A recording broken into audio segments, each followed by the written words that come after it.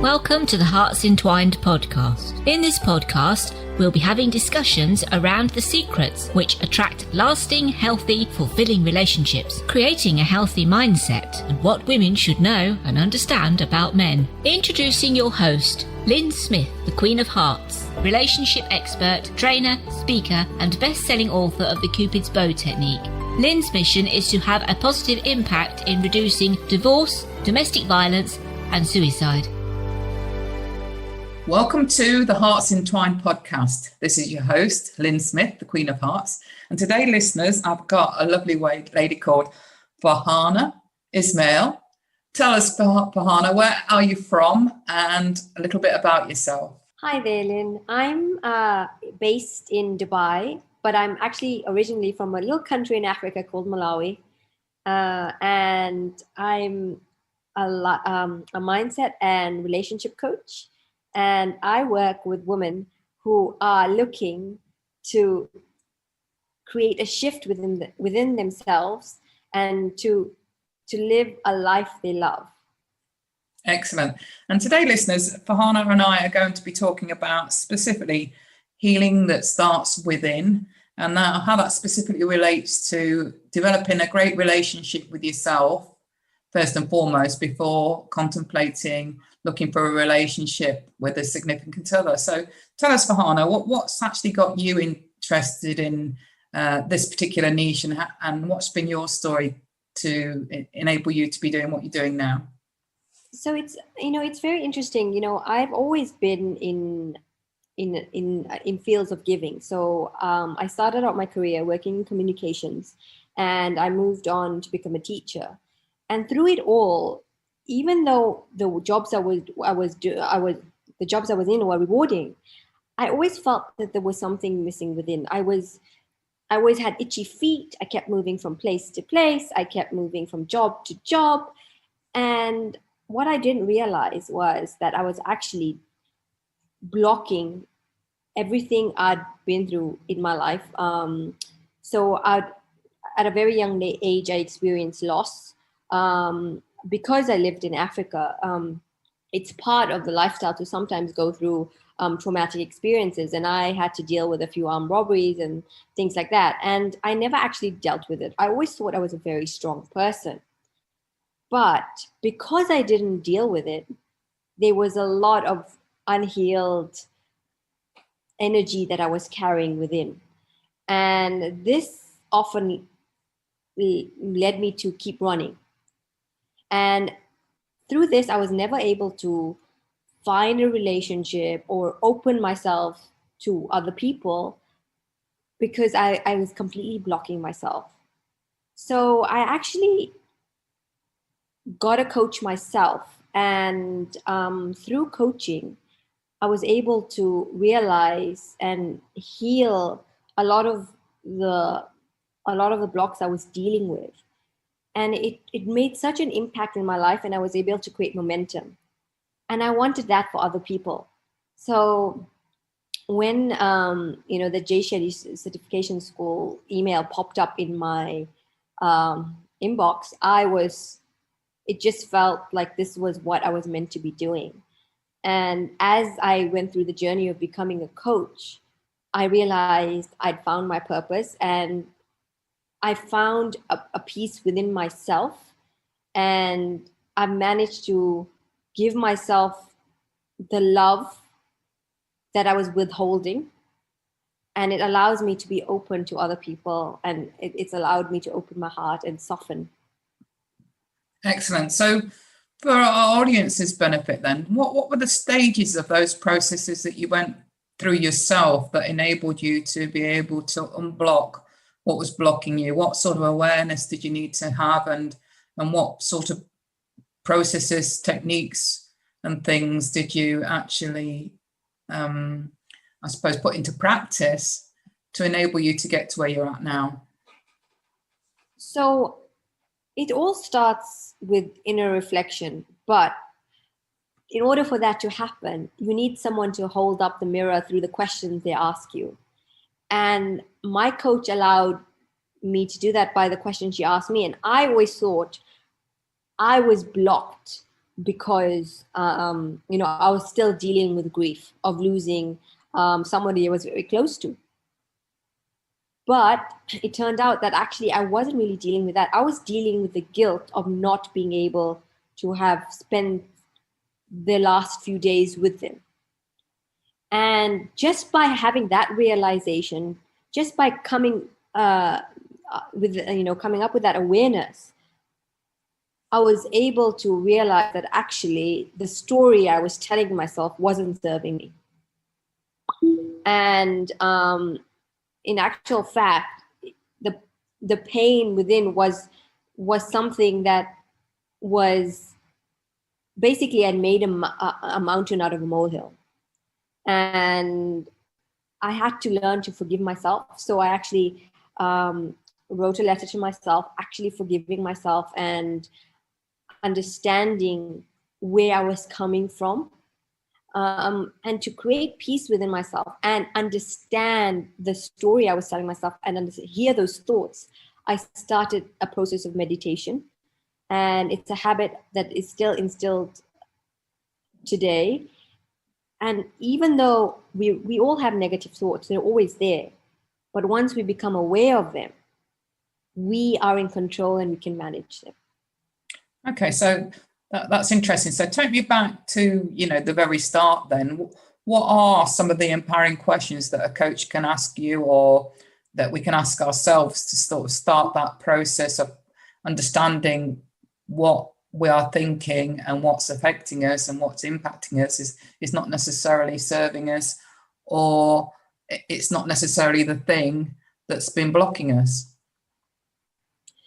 So it's really interesting. It's, when we start with a coach, with any coach, we actually, we start very general. What, normally there's a reason they come to you, right? It might be something very, it may be something very small, but it allows us to, we start we'd ask, what is the challenge you're coming with? And it's all about drilling down and unpeeling the layers of the onion, so to speak. So I would probably say, okay, what is the challenge you're coming to me with? Why do you think you need a coach? Okay, you have this challenge. Why is it frustrating you? Tell me a bit more about it. And oftentimes we realize that actually the root is something very different to what appears on the surface. How is the story benefiting you? What would benefit you if you actually didn't have this story or this challenge in your life anymore? And you just keep taking it deeper and deeper. I mean, it very much depends on the topic. For example, with myself, it was, okay, what are you dealing with? Well, I'm dealing with the loss of a loved one, and it seems to have me stuck. And then would be like, okay, why is that bothering you? Is it because, they're no longer around? Or is it because, is it just that you're sad that they're not here? And then obviously what came out was, well, I didn't actually see her before she passed away. And I was very young, but I said, no, I have exams, so I can't come to the UK. And obviously the root came out, which was guilt. And it stopped me from actually wanting to enjoy my life, because I felt that I'd done something truly terrible. And that was and that was through not, I suppose, being with her. You thought you should feel guilt about that in the last days of her life. Yes. And it was the fact that I actually said, I, as a teenager, made a choice. Well, no, I have exams, not realizing that this was actually the last few days, because there was no sign of that at all. So it was that kept me in a state of guilt and unease. And I had to heal that and to understand that, well, when we're whatever age we are at, we're human. we're allowed to make mistakes. Absolutely. And we're allowed to go on. Yeah, absolutely. I 100% agree. And I think, isn't guilt a massive, big emotion that a lot of us carry around with us, sometimes for decades, and don't know how to address it or heal it, or even know that we're actually carrying that as something that might be stopping us progressing and living a more fulfilling life? I definitely agree. And the thing is, we don't realize how much energy these emotions, particularly the negative emotions, hold. And if we don't go through them or allow ourselves to experience them, then we're going to be stuck. And that will affect our relationships in whatever area of our lives. Massively, I 100% agree. So what is the first step? For example, if we're going to sort of focus on guilt, and this could be relating to any sort of negative emotion we might be carrying around a certain situation from our past, but specifically relating it to this situation and your own personal story, if you don't mind, around the guilt that you felt. What was the first thing you had to do to sort of start healing from that or releasing that? I think the first step is always, becoming aware of it, because we may think, well, we're not carrying it around, because we often go on autopilot and we run lives, as normal, go to work, but everything is on the surface level. Until we become aware of what we're feeling and allow ourselves to understand the exact emotion and where it's coming from, we can't really do anything about it. And what sort of, I suppose, was the thing that made you turn to a coach? Did you, obviously you weren't necessarily aware of how this guilt was affecting you, or was it just around, let me speak to somebody because I know there's this grief that's hurting me and I don't know what to do with it? Well, I didn't just go to a coach straight away. I, for the last 4 years or so, I've been very much into my own personal development. And I started out by going to a few events with the likes of Tony Robbins. And I had the opportunity to walk on fire, which was incredible. So it kind of makes you face things you wouldn't normally face. And then I went to a few events with Joe Dispenza, and he very much talks about the power of, the mind and how everything starts up here. And, that really resonated. And the more I started to, and I continued to read, with a variety of different authors. And I went to a few events with Les Brown. And eventually I went to an event with Tony Robbins called Date with Destiny. And that just opened my heart up completely. And I was in tears for 48 hours, pretty much. There was such a cathartic release through the actual event. But to actually heal and to actually become aware of the root cause, I spoke to a coach. That's when I knew I needed guidance, because I couldn't do it by myself. I needed those reflective questions. I needed that guidance. I needed that helping hand to get to the real root and to use the techniques given to move forward. Yeah, absolutely. And I'm sure that a lot of listeners listening will know that, I've always supported the benefits of seeking that external help and not to feel like there's anything wrong with you if you do that. We all, like you say, make mistakes. We all have our own baggage that we're carrying around that we're probably not even aware of that we're carrying around, and certainly carrying into our next relationships, which can have a negative impact. So tell me a little bit about maybe some of the things that you've done, such as you spoke about meditation. So for those listeners that aren't sure what that is and how they would put that into practice for themselves, can you talk about that a little bit? So meditation just allows you to become aware of the present moment and be in the now. And, often people get intimidated because you think we have to start really big and sit there for 20 minutes in absolute silence, or which can be excruciating if you're just starting out. So basically what it is you can even start as small as 2 minutes.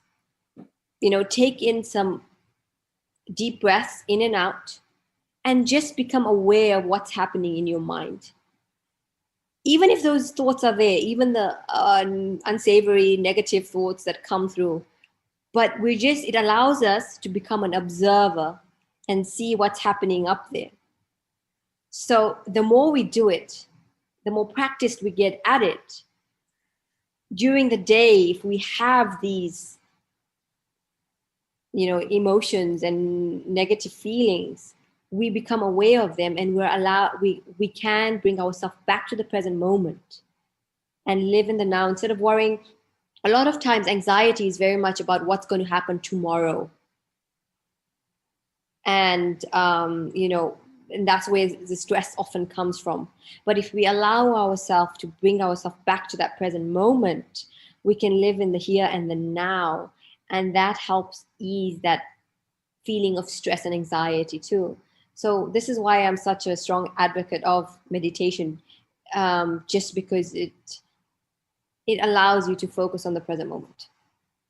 Yeah, and I actually do practice that myself, because I do realize that, a lot of, like you said, the negative emotions can either be about worries around the future or, fears around what's happened in the past. And those aren't actually things that are here and now in the present moment. And, there's certainly a lot of power in the power of now, as the phrase goes, isn't there? And bringing ourselves into that present moment and realizing that in that present moment, we're safe and everything's good. I definitely agree. So for you, what would you say is the best time, or how long for, when you're a beginner or new to sort of sourcing how to go about putting meditation practices into your life? What would be something you would advise our listeners to do? Well, for me, I start my day off with at least 20 minutes of meditation. But when you're a beginner, I would start very small, like 5 minutes. I would suggest 5 minutes if you can. But if not, you can do something as simple as, if you've got a garden and if you've got a flower in front of you, you can take that rose or whatever it is and just focus on it. Focus on that deep, focus on the scent, focus on the color. Or even if it's something like drinking your morning coffee, that can become a form of meditation. You focus on the cup, you can focus on the scent, you focus on drinking every sip. And that's the easiest possible way of starting meditation. Or if you want to go even smaller, it's about perhaps taking 10 measured breaths, deep breaths in, deep breaths out. And then you can add on to that, because that allows you to be in that present moment, in the now. Excellent advice. And I totally advocate having a go at, starting some sort of meditation process, because one of the key things and one of the key words I know you mentioned in our recent conversation is about becoming the observer of your own life, and certainly the observer of the thoughts that are entering your head. And I think it's crucial that we've become really good at that, and catching ourselves whenever we are going down a rabbit hole of negative thoughts and thinking. Yes, I mean, it all starts, I mean, to truly have control of ourselves and our own lives, we do have to become that observer, because without that observation, if we live in autopilot, nothing is going to change. And we often wonder, why things are not working, or why things are going a certain way. And we often don't realize that it actually starts with ourselves. And that's it, taking responsibility for ourselves and knowing that we can change things and that we're not alone. There's always help out there, and not beating ourselves up if we realize we didn't have this awareness before. It's you've got it now, and use it to your advantage. Definitely. I mean, one of the taboos or myths about coaching or therapy or any of these fields is that it shows that you're weak. It comes from a place of weakness, not realizing actually it's a strength, because you're taking that control and power in your own hands. In order to move ahead in your life, you've decided to take this step. Because we've not been parented or educated around this stuff, unfortunately, have we? No, definitely not. I think it definitely needs to start in school. There needs to be an awareness there. And I think because my previous role was as a teacher, I'm very much aware of what, the things that the youth are missing in schools at the moment. I mean, we often focus on subjects like maths or English, which are very important, but at the same time, a lot of time, what happens with the mind and how to deal with issues in life often neglected. Massively so. So, anything else you want to share around the theme and topic of healing starts from within that you would like to share with our audience, Farhaana? Well, I think it's really important to look at how you talk to yourself. What is a conversation with yourself? Because oftentimes what happens is our harshest critic is ourselves. We will never be as harsh with anyone else. I mean, so we have to often think about, am I talking to myself the way I would to my best friend, to somebody I really love? And then often another thing is that, when it comes to healing and self-love, it's often confused with selfishness. And there is a line between the two, because self-love is about allowing yourself to grow to the best possible you. And that often means that we actually have to create boundaries with our relationships with other people. Absolutely. So, in relation to starting that relationship with yourself, and if we're honest with ourselves, quite often I think we can all put a hand up and say that there's been points in our lives, if not currently, where we've not given ourselves that self-love. How do we start the process of learning to love ourselves if we've never been aware that we haven't been, and are now aware that actually I have given myself a hard time the whole of my life?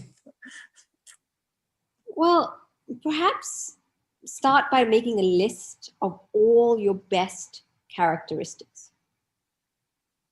What I often find with my clients is that when I ask them, what are your strongest traits? What are your amazing qualities?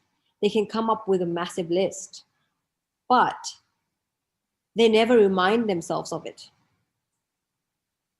And then they think, and then they just focus on the negative, not realizing there's so much that is amazing. And I don't think we give ourselves much appreciation for doing a good job sometimes, do we? Celebrating any little wins or successes that we have on our journey. We're quite quick to sort of criticize ourselves when we have what we perceive as failures or mistakes, but never sort of giving ourselves credit for those things that we're, like you say, we're good at and have achieved over our lifetime. Definitely. I mean, we always think, well, we haven't achieved anything. A lot of times, people will be like, well, I mean, I've done this in my life, and I've done this, but I really haven't achieved anything. And then you ask them, but then you just mentioned you did all these amazing things, and they'll be like, oh, I didn't realize they were such a big deal. And I think sometimes you need someone to point that out to you. And you need to be your own personal cheerleader. Yeah.